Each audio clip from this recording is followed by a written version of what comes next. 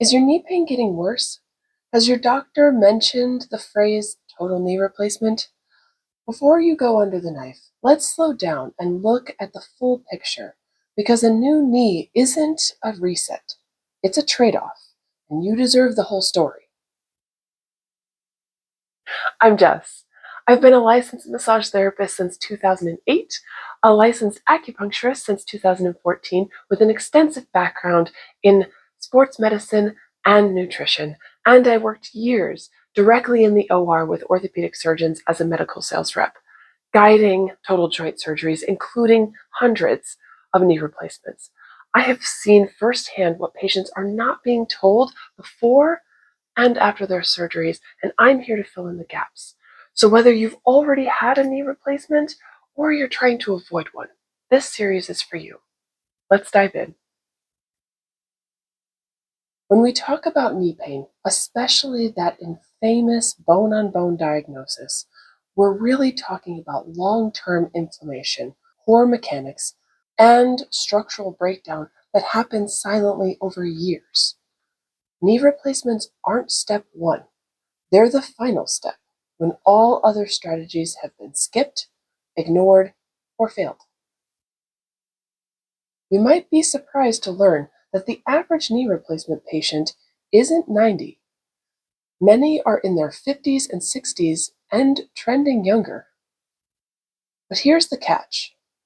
Once you get a new knee, you're entering a different chapter. You'll never have your original joint back. The hardware isn't made to replicate the complexity of your real anatomy, and that matters. Let's talk mechanics. Your femur has asymmetrical condyles, meaning your knee moves and rotates in very specific ways, especially during deep bending like squatting or kneeling.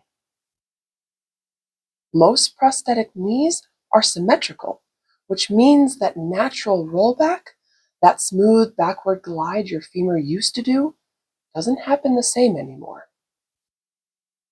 Translation? You may never feel totally normal again, especially in deep flexion.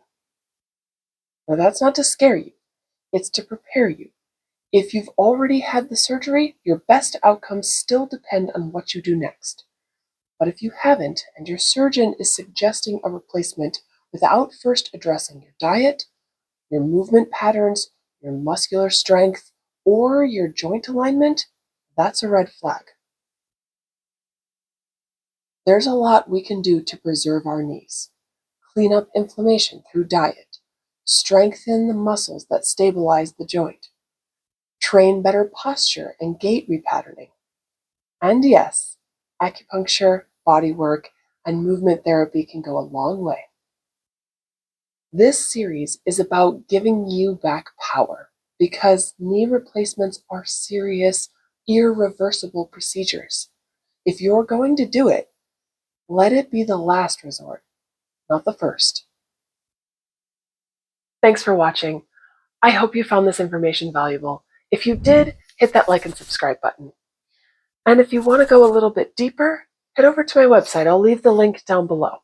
There you'll have full access to my blog series, courses, health coaching, and many more tools to help you feel better, move better, and just take your health back into your own hands.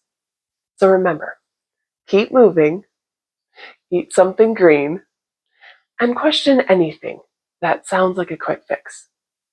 Ciao, ciao.